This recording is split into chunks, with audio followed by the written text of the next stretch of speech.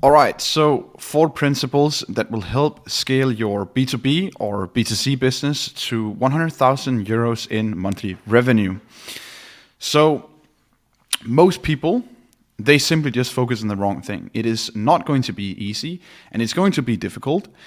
And it's also going to require a lot of time and a lot of effort. Most people already know this, but they can also go into it with a skewed mindset.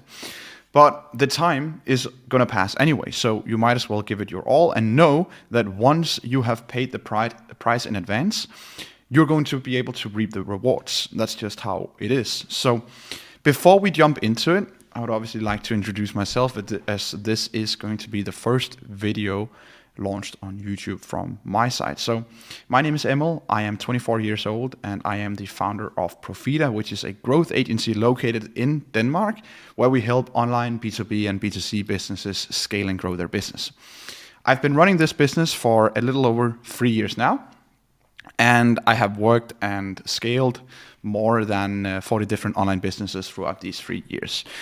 Right now, we are at a point in my agency where we are 3 people. We are 3 full-time people working inside the business. And yeah, so one thing that I see a lot when I speak to business owners on sales calls and discovery calls and whatnot is that they tend to just focus on the wrong things when it comes to scaling their business. I see a lot of people who look at their Meta or Google ads and they identify these areas of their business as being the biggest issues that they have right now for them to scale. Obviously, there are going to be gains inside these areas that they can get in order to sell more of their products or book more appointments, generate more leads, whatever. I'm by no means saying that they're wrong with this, but when it comes to scaling a business, what matters the most is that you can identify the areas and the activities that you're going to do that will grant you the biggest ROI. So there's going to be 4 bullets here, and that is everything is a system and everything is connected. Number 2 is that you must be able to identify the activity or the area that's going to bring you the most value when it comes to selling more products, generating more appointments, and whatnot. And everything in a business is going to compound, and that you need an aggressive mindset. I'm not going to spend too much time talking about mindset, but I'm going to go into to detail with how I think and how this business, Profita, thinks when it comes to working and when it comes to just scaling businesses. So in a system, everything is connected. And when you build and you scale a business, you must come to the conclusion that everything is connected, that everything is a system. You're trying to build a machine that can work for you, that can be automated in many different ways that are working for you day and night. So you should essentially aim to increase the effectiveness and also the overall efficiency of all the areas that you are trying to build, so that you build something worthwhile. You cannot only succeed in one area of the business. That's never going to grant you the best outcome. You must be good in all areas of your business. So what this means is that the most important thing is obviously going to be your product or your service. This is what people buy, right? So to generate the best or get the best possible result long term, you're obviously going to need a great product or a great service. That's the first thing. I feel like most people already know this, but they can also tend to get lost in fancy new things in terms of Facebook ads or in terms of different apps on your website, different kind of things that can help them boost them in the short term. That's never going to grant you anything in the long term. But yes, you can see short-term success with a shit product or a shit service, but this won't last long. You need to have a good product, a good service, otherwise it will damage your name and it will damage your reputation. And at the end of the day, this is all you got, so it's not worth it if you don't, if you have something that's going to damage your name or your reputation. So you must strive to obviously have the best solution that the customer or the market could ask for, because then you're going to market with something that someone else wants and are someone that are willing to pay for that. So that's the primary thing. Everything is tied to your product or your service, and it is the most important thing, and I'm sure you've already heard this before, but understanding this makes it so much easier for you to understand and identify other areas inside your business that are then lagging behind compared to your product. So I've just tried to visualize it here, that you're going to have your product and your service in the middle, and everything around that is secondary to your product and your service. So number 2 is you must identify the activity or the area that brings you the most value. So this is not always going to be marketing related, and I feel like the first thing that people try and look at when it comes to not being able to sell more of their products, they look at their marketing. But that's not always the case. They could have the best marketing, but let's say that their website is complete garbage to navigate around, then people then you're naturally going to miss out on sales. You're naturally going to see people just find your page annoying to navigate around, and this is going to cause friction. So if there's friction, then the buying process is going to be more difficult or whatever, and you're going to see a drop in sales. So I feel like, this might already be something that or this might be something that you have already identified, but you don't know where to optimize. Then this is also something that you should look into, because at the end of the day, people buy from your website, for example. But it could also be a very common issue that we also see, and that is that a lot of entrepreneurs can have a great product or a great service, but they have no clue on how to marketize it effectively to the right audience. What is the pain that the audience is actually experiencing that the product can go ahead and solution for this customer or for this audience? What is it? What is the status that the customer wants from this product that you have or the service that you have? People do not buy features, they buy benefits, and they also buy a feeling that they can have from using this product or this service. So it's super, super important that you identify which areas of the business can be improved and generate you the highest possible return, in this case short term. So what we always look at in a collaborationship with our clients is that there are marketing, there are presentation, there's website, there's customer service or customer support. These are all areas that are going to help your product succeed, and that's how you need to think about it at the end of the day. What areas of my business can I improve that's going to help my product succeed? So number 3 is that everything in business is compounding. So when you are scaling a business, you must understand that you do work that is going to be a compounding element in your business. So every time you knock something off your to-do, you are essentially coming from a place of improvement, right?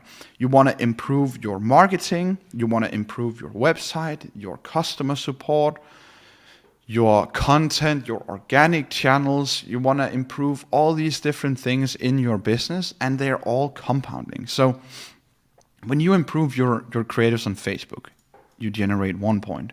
When you improve the product pictures on your website, you get 1 point. When you improve the customer service on your website, you get another point. And your USPs in your business, 1 point. And with USPs, these comes in many ways, shape, or form, like delivery, guarantees, returns, customer support, when are you available for contact, all of these different things. But it could also be product USPs, like if you were selling like a bed, then you could experience that this bed was a cooler bed than other beds on the market, or it was a more firmer bed for better back support, or whatever. These different USPs, they're also gonna determine your success, of course. But when you improve a lot of different things, you're not just gonna see a 1 + 1 + 1 + 1 + 1. It's infinitely greater than that. Your improved creatives they're going to grant you more traffic to the site, right? More people are going to click through. You're going to see a lower CPC, a higher CTR, and your improved product pictures build on people's desire to own the product, which increases the conversion rate. So just by improving these two things, they are now compounding together. But you could also here see that the customer support improvement, which could be that you are now opening, your open hours have changed from 8 to 16 to 8 to 21 to the evening, grants you a higher returning customer rate because they've had a great experience with your customer support or whatever, and it also grants you a higher customer satisfaction, which can increase word-to-mouth marketing, which is essentially the best form of marketing. Your friend or the customer's friends are going to know about the experience that the customer just had. They're going to talk to their friends about it, and this is extremely powerful. But build that on top of these other improvements, and you're going to see an even higher return.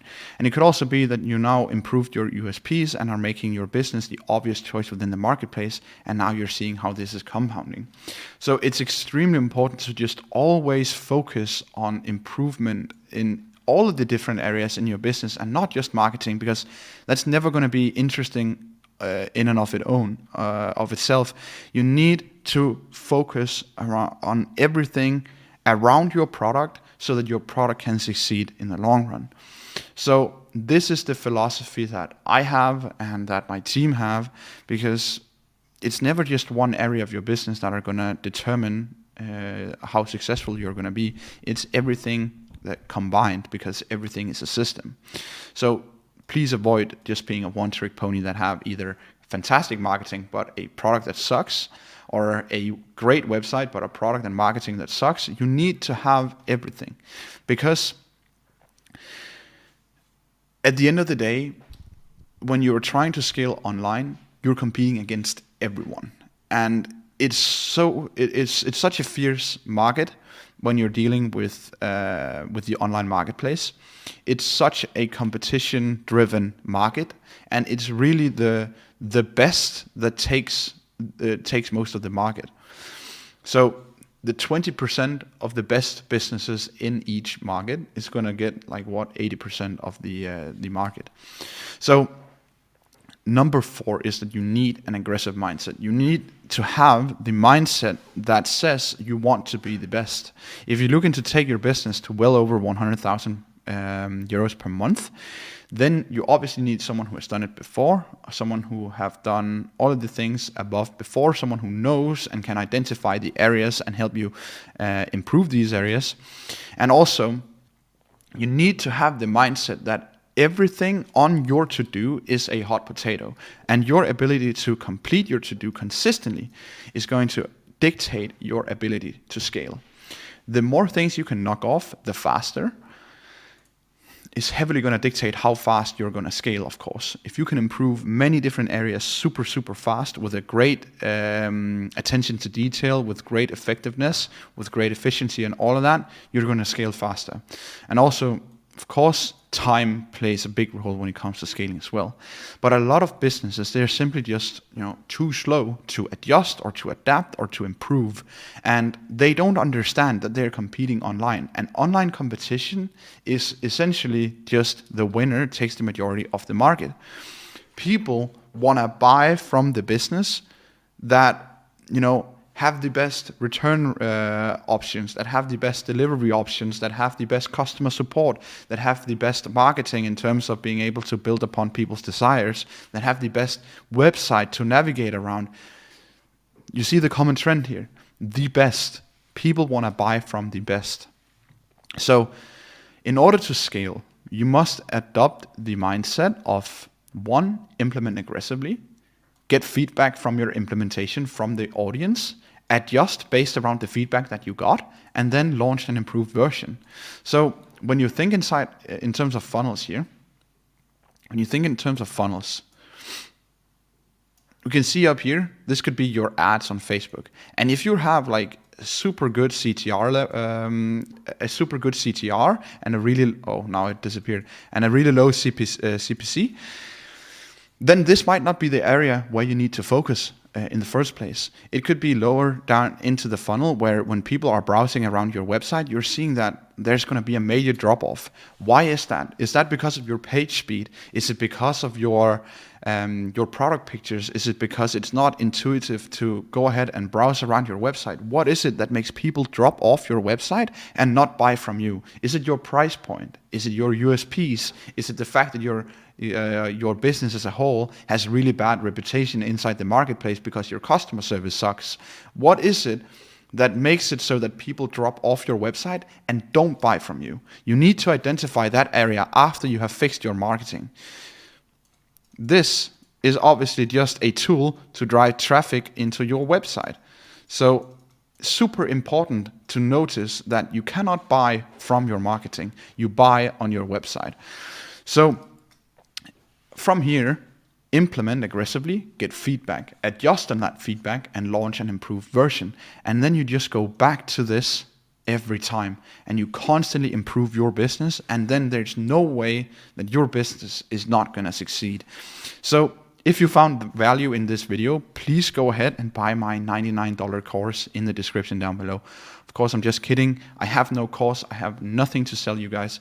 Only perhaps value that I can give you in terms of free content on YouTube. So if you found this video to be valuable and you found it to give you some inspiration or whatever, please go ahead and subscribe. I'm not going to ask you anything else than a like on the video if you found it helpful. I'm going to share my reflections and I'm going to share my thoughts here on YouTube on a weekly basis, pretty much just with whatever comes up in my business or in my mind that I want to create a video for. And hopefully you can use some of the things that I am going to share here on YouTube. So have a great day and bye bye.